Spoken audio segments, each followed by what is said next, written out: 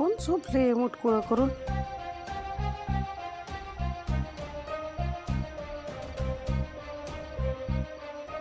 चंदन ह्यो तर दिव्या बरोबर आत आलेला नाही, मग इथं का येऊन मुटकुळ करून झोपलाय? चंदन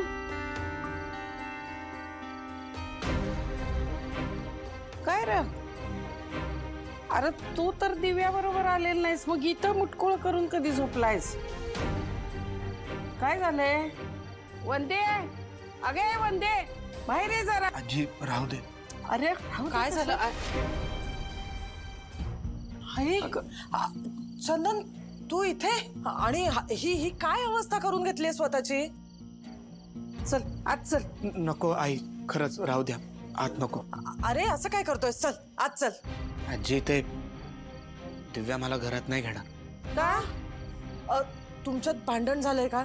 नाही म्हणजे दिव्या असं काहीतरी म्हणत होती, आम्ही विचारलं तिला पण ती धड काही सांगत नाहीये. तर तू तरी सांग नक्की काय झालंय? सगळं ठीक आहे ना? मी जर तुम्हाला सांगितलं काय झालंय तर तुम्ही दोघी स्वतःहून मला घराबाहेर काढाल. म्हणजे? आजी, आई, मी तो चंदन नाहीये जो तुम्ही मला समजताय. अगं म्हणजे यो तोतही आहे का काय? म्हणजे त्याच्यासारखा दिसणारा? ह्याला आधी बाहेर का? तू बाहेर. आई थांबा. आजी नाही, तसं नाही.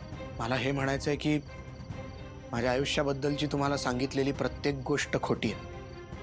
नाही म्हणजे नक्की काय खरं आहे आणि काय खोटं आहे? म्हणजे माझा पैसा, श्रीमंती, आई बाबा, आजोबा सगळं खोटं.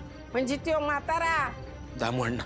हा तोच तो दामू अण्णा का फामू अण्णा माझ्या मागणं धावायचा, शिरीन शिरीन करत. सगळं खोटं आहे आजी, ते माझे आजोबा नाही.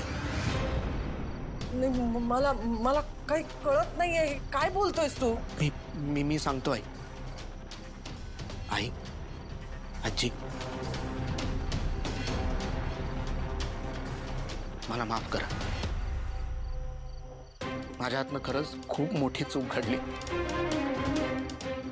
आई, माझं दिव्यावर खरंच खूप प्रेम होतं आहे, पण मी श्रीमंत नाहीये हे जर तिला कळलं असतं तर तिने माझ्याबरोबर लग्न नसतं केलं.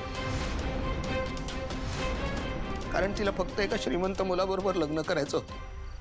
आजी, मी जेव्हा तिला पहिल्यांदा एक महागडं गिफ्ट दिलं ना, ती खूप खुश झाली, इम्प्रेस झाली. मी तिला अजून गिफ्ट देत गेलो आणि नंतर मागेही फिरू नाही शकलो.